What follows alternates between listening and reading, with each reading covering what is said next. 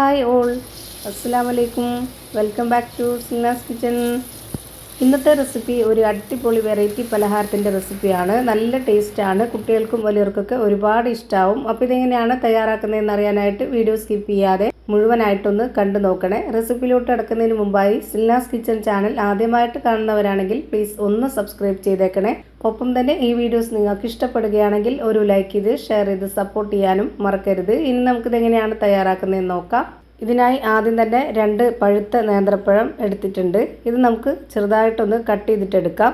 ഈ പലഹാരം തയ്യാറാക്കുന്നതിന് ഇതുപോലെ പൊടിയായിട്ട് കട്ട് ചെയ്തെടുക്കണം, എങ്കിലേ നന്നായിരിക്കുള്ളൂ.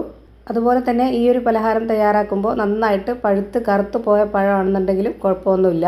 അപ്പോൾ ഇതുപോലെ പൊടിയായിട്ട് കട്ട് ചെയ്തെടുത്തിട്ടുണ്ട്. ഇനി അടുത്തതായിട്ട് സ്റ്റവിലേക്ക് ഒരു പാൻ വെച്ച് കൊടുത്തതിന് ശേഷം ഫ്ലെയിം ഓണാക്കി കുറച്ച് ചൂടായിട്ട് വരുമ്പോൾ അതിലേക്ക് 2 ടേബിൾ സ്പൂൺ അളവിൽ നെയ്യ് ഒഴിച്ച് കൊടുക്കുന്നുണ്ട്.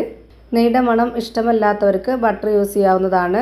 രണ്ടും ഇല്ലാന്നുണ്ടെങ്കിൽ കുറച്ച് ഓയിൽ ഒഴിച്ചു കൊടുത്താലും മതി. ഞാനിപ്പോൾ ഇതിലേക്ക് കട്ട് ചെയ്ത് വെച്ചിട്ടുള്ള ആ ഒരു നേന്ത്രപ്പഴം മുഴുവനായിട്ടും ഇട്ട് കൊടുക്കുന്നുണ്ട്. ഇനി ഇതിലേക്ക് വേണ്ടത് ചിരകിയ തേങ്ങയാണ്. ഞാനിവിടെ 1/4 കപ്പ് അളവിലാണ് ഇട്ട് കൊടുക്കുന്നത്.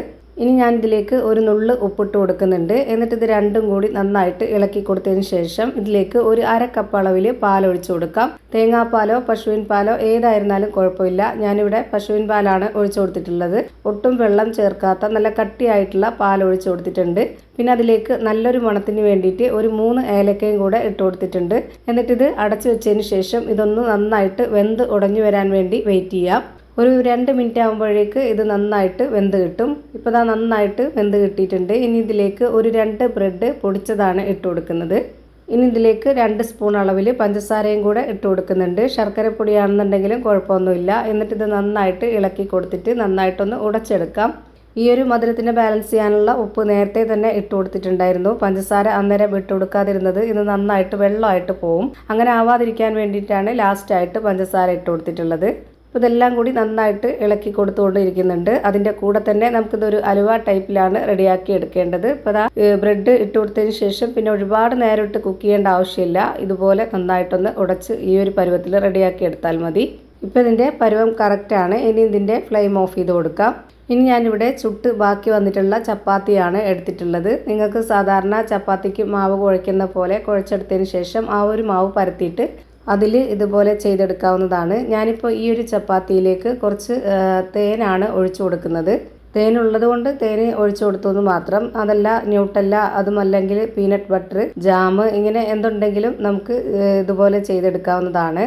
ഇത് ഒന്നുമില്ലാന്നുണ്ടെങ്കിലും വെറുതെ ഈ ഒരു പഴത്തിൻ്റെ മിക്സ് വെച്ച് കൊടുത്തിട്ടും നമുക്കിതുപോലെ തന്നെ ചെയ്തെടുക്കാവുന്നതാണ്. അപ്പോഴും നല്ല ടേസ്റ്റാണ്. ഞാനിപ്പോൾ ഇതിലേക്ക് കുറച്ച് ഈ ഒരു പഴത്തിൻ്റെ മിക്സ് വെച്ച് കൊടുത്തതിന് ശേഷം അതിന് മുകളിലേക്കായിട്ട് കുറച്ച് തേനും കൂടെ ഒഴിച്ചു കൊടുത്തിട്ടുണ്ട്. എന്നിട്ട് ഇതുപോലെ അതിൻ്റെ 2 സൈഡും ഒന്ന് മടക്കി കൊടുത്തതിന് ശേഷം അതിന് മുകളിലേക്കായിട്ട് ഇതുപോലെ മൈദാമാവ് കലക്കിയതാണ് ഇതുപോലെ ഒന്ന് പുരട്ടി കൊടുത്തിട്ടുള്ളത്. അപ്പോൾ ഫില്ലിങ്സ് ഒന്നും പുറത്തു പോവാത്ത നല്ല രീതിയിൽ നമുക്ക് കിട്ടും. അതിന് വേണ്ടിയിട്ടാണ്. അപ്പോൾ ഞാനിതാ ഒരെണ്ണം ഈ ഒരു രീതിയിൽ റെഡിയാക്കി എടുത്തു. ഇതുപോലെ തന്നെ ഞാനെല്ലാം ചെയ്തെടുക്കുന്നുണ്ട്.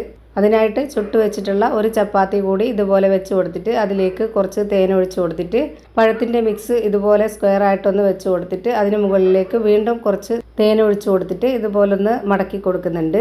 എന്നിട്ട് അതിന് മുകളിലേക്കായിട്ട് നമ്മൾ മൈദാമാവ് വെള്ളത്തിൽ കലക്കിയതാണ് ഇതുപോലെ ഒഴിച്ചു കൊടുത്തിട്ടുള്ളത്. അപ്പോൾ നന്നായിട്ട് ഒട്ടിയിരിക്കും. ഇതുപോലെ തന്നെ എല്ലാം ചെയ്ത് ഒരു പാത്രത്തിലേക്ക് മാറ്റിയിട്ടുണ്ട്. ഇനി അടുത്തതായിട്ട് സ്റ്റവിലേക്ക് ഒരു പാൻ വെച്ച് കൊടുത്തതിന് ശേഷം കുറച്ച് നെയ്യ് ഒഴിച്ച് കൊടുക്കുന്നുണ്ട്. നെയ്യൊന്ന് നന്നായിട്ട് ചൂടായിട്ട് വരുന്ന സമയത്ത് ഒരു മീഡിയം ഫ്ലെയിമിലേക്ക് ഇട്ട് കൊടുത്തതിന് ശേഷം ഇതിലേക്ക് ഓരോന്നോരോന്നായിട്ട് വെച്ച് കൊടുക്കാം. ഇനി ഇത് കുറച്ച് നേരം ഒന്ന് തിരിച്ചും മറിച്ചൊക്കെ ഇട്ട് കൊടുത്തിട്ട് വേവിച്ചെടുക്കാം. അപ്പോൾ നല്ല ടേസ്റ്റാണ് ഈ ഒരു നെയ്യുടെ മണമൊക്കെ ഇതിനകത്ത് വരുമ്പോൾ. KG കുട്ടികൾക്കൊക്കെ സ്കൂളിൽ പോകുമ്പോൾ സ്നാക്സ് ബോക്സിൽ കൊടുത്തു വിടാനും അതുപോലെ തന്നെ സ്കൂൾ വിട്ട് വരുന്ന മക്കൾക്ക് പെട്ടെന്ന് തയ്യാറാക്കി കൊടുക്കാനൊക്കെ പറ്റുന്ന ഒരു അടിപൊളി ഐറ്റമാണ്. അത് നമുക്ക് ചപ്പാത്തി ബാക്കി വീട്ടിലുണ്ടെന്നുണ്ടെങ്കിലും അതുപോലെ നേന്ത്രപ്പഴം ഉണ്ടെങ്കിലൊക്കെ നമുക്കിതുപോലെ ചെയ്ത് കൊടുക്കാം.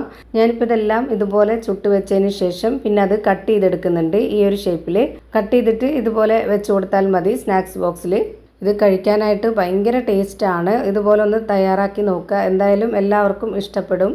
കുട്ടികൾക്ക് മാത്രമല്ല, ഇത് വലിയവർക്കും എല്ലാവർക്കും ഇഷ്ടമാവുന്ന ഒന്നാണ്. അപ്പോൾ ഇത്രയേ ഉള്ളൂ ഇന്നത്തെ വീഡിയോ ഇഷ്ടമായാൽ ലൈക്ക് ചെയ്യാനും കമൻറ്റ് ചെയ്യാനും ഷെയർ ചെയ്യാനും മറക്കരുത്.